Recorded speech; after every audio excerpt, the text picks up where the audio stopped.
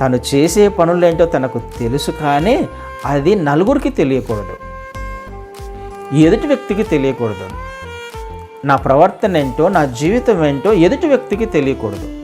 నేను తప్పు చేస్తున్నానని, అది ఉద్యోగంలో కావచ్చు, ఎవరు చూడనప్పుడు కావచ్చు కదండి, వ్యాపారం చేస్తున్నప్పుడు కావచ్చు, ఎక్కడైనా ఏ సమయంలో అయినా ఏ సందర్భంలో అయినా మనకంటూ ఇంకొక స్వభావం ఒకటి ఉంటుంది. మనుషులు చూస్తున్నప్పుడు ఒక స్వభావము, మనుషులు చూడనప్పుడు ఒక స్వభావం.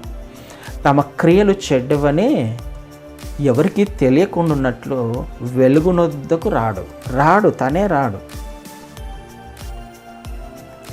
అందరికీ తెలియకూడదని ఎవరి దగ్గర అయితే ఏ విధంగా ప్రవర్తించాలో వాళ్ళ దగ్గర అలా ప్రవర్తించుకుంటూ జీవిస్తున్నాడు కదండి. ఎవరి దగ్గర ఎలా మాట్లాడాలో అలా మాట్లాడుకుంటూ, కానీ యాక్చువల్గా తన క్యారెక్టర్ అది కాదు. హృదయంలో ఒక క్యారెక్టర్ ఉంది.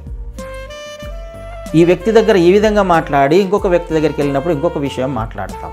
ఆ వ్యక్తి గురించి కూడా మాట్లాడే అవకాశం ఉంది. చూడ్డానికి బయటికి చాలా మంచివాడిగా కనిపించే లక్షణాలు మనిషివి ఈ లోకంలో జీవించే ప్రతి ఒక్కరిది కూడా. ఎవరో ఒకరి గురించి క్రీస్తు వారు ఈ లోకంలోకి రాలా, ఒక గుంపు గురించి ఆయన ఈ లోకంలోకి రాలా, ఒక ప్రాంతంలో వారిని రక్షించడానికి ఆయన ఈ లోకంలోకి రాలా. ఈ సమస్య ప్రతి ఒక్కరిది. లోకంలో పుట్టిన ప్రతి ఒక్కరికి ఈ సమస్య ఉంది. ఆ సమస్యను తీర్చడానికి ఆయన వచ్చాడు కదండి. అందరిది కాబట్టే ఆయన ఈ లోకంలోకి రావాల్సి వచ్చింది.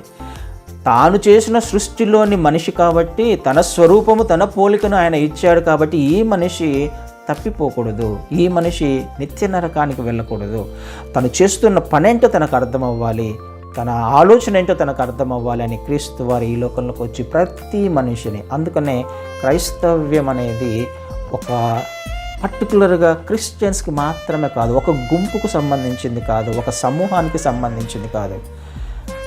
ఎక్కడెక్కడ మనిషి ఉన్నాడో అక్కడక్కడ క్రైస్తవ్యం ఉంది, అక్కడక్కడ క్రీస్తు యొక్క వెలుగు ప్రకటించబడుతుంది, అక్కడక్కడ క్రీస్తు యొక్క జననం గురించిన సెలబ్రేషన్స్ జరుగుతూ ఉన్నాయి. అందరికీ సంబంధించింది. ఇది ఒక మతానికి సంబంధించిందో, ఒక ప్రాంతానికి సంబంధించిందో కాదు. మనిషిని మనిషిగా జీవించమని చెప్పే బోధ క్రీస్తు వారి బోధ.